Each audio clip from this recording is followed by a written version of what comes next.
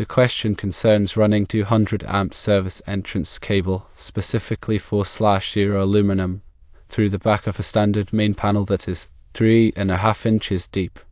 The concern raised is whether this violates the minimum wire bending space provision outlined in the National Electrical Code, specifically section 373.6 from the 1999 edition, which states that 4/0 cable requires 4 inches of bending space.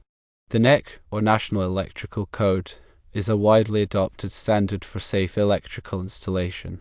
It's important to consult the latest version of the NEC, as codes are updated periodically. Understanding bending space requirements is crucial for ensuring safe and compliant electrical installations. Bending space refers to the amount of free space required at terminals or connection points within electrical enclosures, such as panels. This space is necessary to properly bend and terminate conductors without stressing the insulation or the conductor itself. Insufficient bending space can lead to several problems. Firstly, it can damage the conductor's insulation, which could result in short circuits or ground faults. Secondly, it can make it difficult to properly tighten connections, leading to loose connections and potential overheating. Thirdly, it can create physical stress on the conductor, increasing the risk of breakage. Now let's consider the specific situation of running 4/0 aluminum cable into a panel. Section 312.6 of the NEC addresses minimum wire bending space at terminals. Table 312.6 typically provides the minimum bending space required for different conductor sizes and voltage levels. The table specifies the minimum bending space based on whether the conductor enters the enclosure from the opposite wall or from the same wall. For 4/0 aluminum conductors, the required bending space often exceeds 3.5 inches, especially when entering from the opposite wall. However, it's important to consult the specific table in the relevant edition of the NEC to confirm the exact requirement. There are several factors that influence the required bending space. One key factor is the conductor size. Larger conductors generally require more bending space. Another factor is the voltage level. Higher voltage systems typically require more bending space due to the increased risk of arcing and insulation breakdown. The type of enclosure also plays a role. Different types of enclosures may have different bending space requirements depending on their construction and intended use. The angle of entry of the conductor into the enclosure also affects the bending space. Conductors entering from the opposite wall typically require more bending space than those entering from the same wall. When dealing with limited panel depth, there are several potential solutions to consider. Firstly, using a panel with a deeper enclosure can provide the necessary bending space. Secondly, offset connectors or fittings can be used to redirect the cable entry and create more space. Thirdly, using a junction box or pull box outside the panel can provide a point to transition the cable and make the final connection within the panel easier. It's important to note that any modifications to the electrical system must comply with all applicable codes and regulations. It's always best to consult with a qualified electrician or electrical inspector to ensure that the installation is safe and compliant. When selecting conductors, the ampacity of the conductor must be sufficient for the intended load. The ampacity is the maximum current a conductor can carry continuously under specific conditions without exceeding its temperature rating. The NEC provides tables such as Table 310.16 that list the ampacity of different conductor types and sizes based on their insulation temperature rating and installation conditions. For 200 amp service, 4/0 aluminum conductors are commonly used. However, it's crucial to verify that the chosen conductor size has sufficient ampacity for the 200 amp load, taking into account any applicable directing factors. Directing factors are adjustments to the ampacity of a conductor that must be made under certain conditions, such as when multiple conductors are bundled together or when the ambient temperature is high.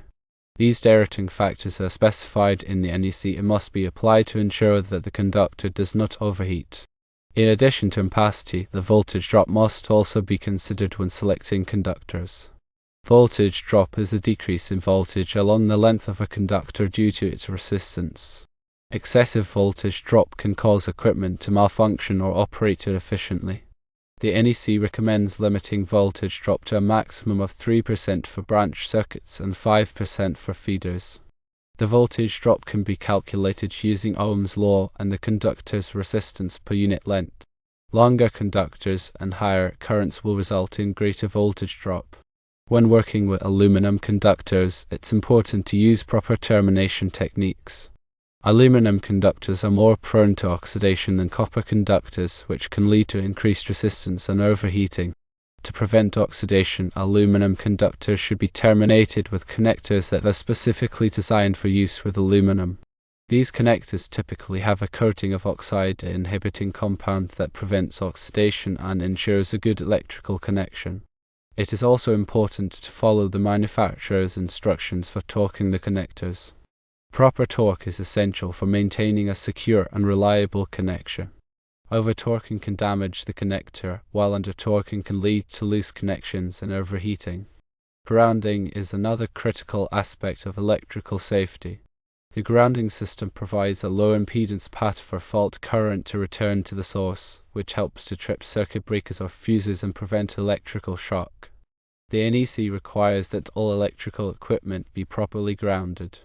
The grounding system typically consists of a grounding electrode, such as a ground rod or a water pipe, and a grounding conductor that connects the equipment to the grounding electrode. The size of the grounding conductor must be adequate to carry the maximum fault current. The NEC provides tables that specify the minimum size of the grounding conductor based on the size of the service entrance conductors. When installing electrical equipment, it's important to follow all applicable codes and regulations. The NEC is the primary code that governs electrical installations in the United States. However, local jurisdictions may also have their own codes and regulations that must be followed. It's always best to consult with a qualified electrician or electrical inspector to ensure that the installation is safe and compliant. Working with electricity can be dangerous. It's essential to take all necessary precautions to prevent electrical shock and other hazards. Always turn off the power before working on electrical equipment. Use insulated tools and wear appropriate personal protective equipment, such as safety glasses and gloves. Never work on electrical equipment when you are wet or standing in water. If you are not comfortable working with electricity, it's best to hire a qualified electrician to do the work. The NEC also addresses the protection of conductors from physical damage. Conductors must be protected from abrasion, impact, and other types of physical damage that could compromise their insulation. This protection can be provided by using conduit, raceways, or other types of enclosures. The type of protection required depends on the location and the type of installation. For example, conductors installed in exposed locations may require more robust protection than conductors installed in concealed locations. The NEC also specifies the requirements for the support and securing of conductors. Conductors must be properly supported and secured to prevent them from sagging or becoming damaged. The spacing between supports must be in accordance with the NEC requirements. The type of supports used must be appropriate for the type of conductor and the type of installation. In summary, when running 200 amp service entrance cable, like 4/0 aluminum, through the back of a standard main panel, several factors must be considered. Firstly, verify that the panel depth provides sufficient bending space for the conductors, as required by the NEC. Secondly, ensure that the conductor size is adequate for the load and that voltage drop is within acceptable limits. Thirdly, use proper termination techniques for aluminum conductors to prevent oxidation and overheating. Fourthly, ensure that the electrical equipment is properly grounded. Fifthly, follow all applicable codes and regulations. Finally, take all necessary precautions to prevent electrical shock and other hazards. If unsure, always consult with a qualified electrician.